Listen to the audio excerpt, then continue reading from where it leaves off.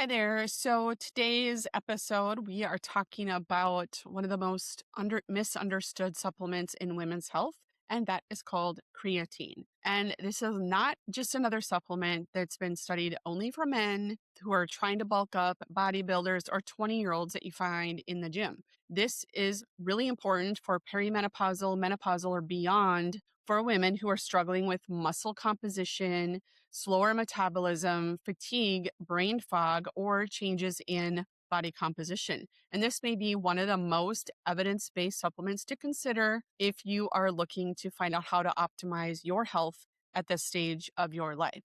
So let's break down what creatine actually does, what the research says specifically for women, and get going talking about whether or not you should take it. Basically, let's first talk about what creatine is. It is a naturally occurring compound that's made from 3 amino acids. And for those of you that like the scientific details, those 3 amino acids are arginine, glycine, and methionine.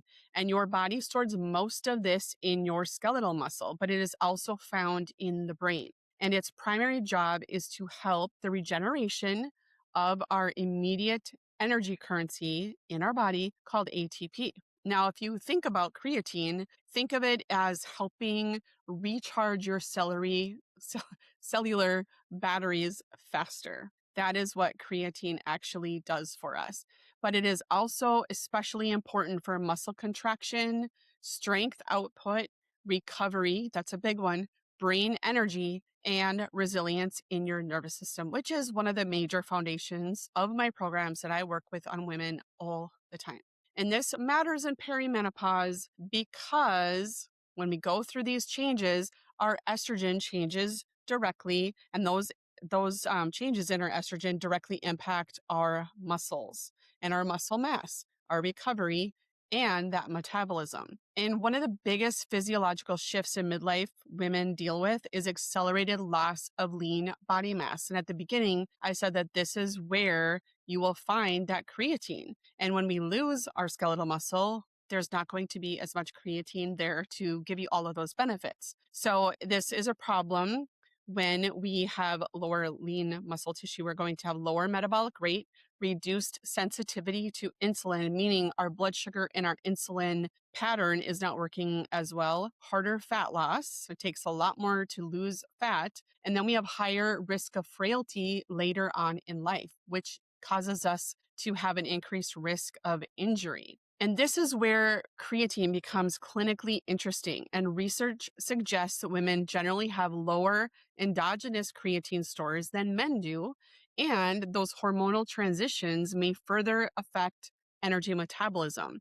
This makes this a strong fit for my people who I'm working with dealing with those midlife hormonal changes. The other thing we need to worry about is our muscle retention, that lean body mass. I've been saying that before here. This is probably the biggest reason that I talk about creatine for women over 35, 40 years old. And it's something that I take on most days, especially when I'm working out. This is your muscle becomes a metabolic currency. And this is why it is so important, because creatine will decline because your estrogen declines, your muscle mass declines, and the muscle protein synthesis in your body becomes much less efficient as we get past those certain ages. That means we have to work way harder to preserve our lean muscle mass through diet, through exercise, and through careful strategic supplementation. You don't want to just throw a bunch of supplements out if you don't really know what they're doing. So creatine has been most consistently shown to improve strength, your power output, and improving your lean muscle mass, your training performance, whether it is an improved endurance during your workouts or you better recovery after your workouts. And you are going to be able to lose fat a little bit easier as long as you are retaining that muscle and supporting your body with that creatine storage through supplementation. So the scale may not move as quickly, but your body composition will change significantly, which is helpful because that only improves your ability to get at those fat stores. But you got to preserve the muscle. You got to preserve the muscle in order to do this. So the next thing we want to talk about where this comes into play for women is the brain fog and the cognitive functioning. I hear people talk about my brain just doesn't work anymore. I can't recall names. And this is the part that women are kind of shocked by, that creatine is not only important for your muscle, but there is a ton of information around your brain health and energy from the creatine in your brain. So during perimenopause, many women experiencing those things like that word finding issue, slower processing, that brain fog that people talk about all the time, your reaction time changes and you have increased fatigue. So there's more and more research showing in peri and menopausal women suggesting that creatine improves this reaction time, your frontal brain creatine levels, your mood swings, your aspects of different cognitive performance, whatever that looks like in your day-to-day and your jobs and your careers. But this is something that is really important to have your brain keep performing no matter what age you are. And sometimes what we actually call brain fog, or what we call brain fog, it's actually a brain energy problem. Your brain is not fueled like as in your body is not being fueled sometimes, that we talk about that. This is where we need to get really dialed in on the information about creatine. And this is, like I said, one of the foundations of my programs is we need to consider how it affects our mood and our nervous system. There's tons of emerging evidence around mood and mental illness when it comes to creatine, because creatine supports brain energy metabolism, and researchers are exploring its role in mood support, especially in women. Some data will suggest that the lower dietary creatine intake is associated with higher risk of depressive symptoms. And creatine has been studied as an adjunct in depression treatment. You hear women talk about this as they're going through hormonal shifts and changes all the time. So this is not really a treatment for depression, don't get me wrong, but it is a supportive aspect in your nutrient levels in order to help support your brain and mood health. All right, so who should consider taking creatine? This is who I especially think should consider taking creatine as a healthcare provider for women 35 plus, but for sure it's going to be women in perimenopause, postmenopausal women, women focused on fat loss or strength, women who are strength training a ton. If you take in low amounts of animal protein, if you're 100% vegan, vegetarian, or even low red meat intake. And if you are complaining about brain fog and memory and that kind of thing, protein can be very, very supportive of this process. So my recommendation, this is the one that I prefer to use. I know there is one other out there that can be beneficial at lower doses.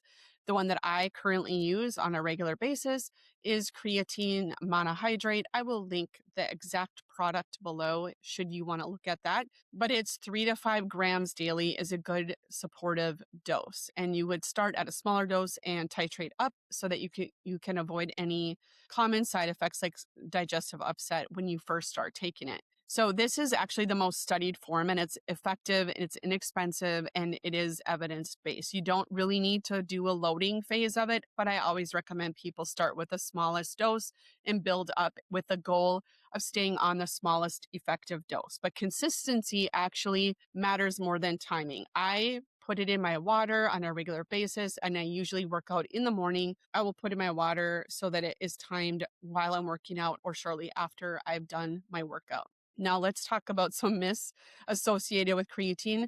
Will it make you bulky? The answer is no. Creatine does not cause fat gain, and some women may notice a mild water retention inside the muscle cell initially, which is actually a part of why muscles look and perform better. But sometimes it's just that adjustment, and you may feel a little bit like you have some fluid retention, and that is fairly normal at the beginning of it. This is not this is intracellular hydration. It's not fat gain, right? The distinction between those two is very important.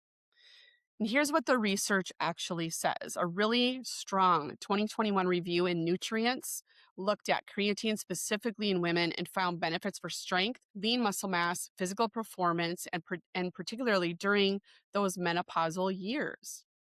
This matters because once estrogen starts shifting, muscle loss can accelerate, and muscle is one of the biggest drivers of your metabolic health. That changes everything. It includes your insulin sensitivity and healthy aging and longevity. So, for women in perimenopause and beyond, this is less about performance and more about preservation, which is so important for going through the ages. So if you're in perimenopause and feel like your body composition, your strength, and your brain function have shifted, creatine may be one of the most evidence-backed tools that you can use to support your healthy aging. But remember, no supplement replaces resistance training, adequate protein, blood sugar stability, and nervous system support. Supplements should support the foundations, but it should not replace them. So don't get that twisted, please. Make sure you're eating and exercising properly. If you want help in building a full foundation for muscle retention, hormone balance, and metabolic health in midlife, that's exactly what we do inside the Total Health Reset.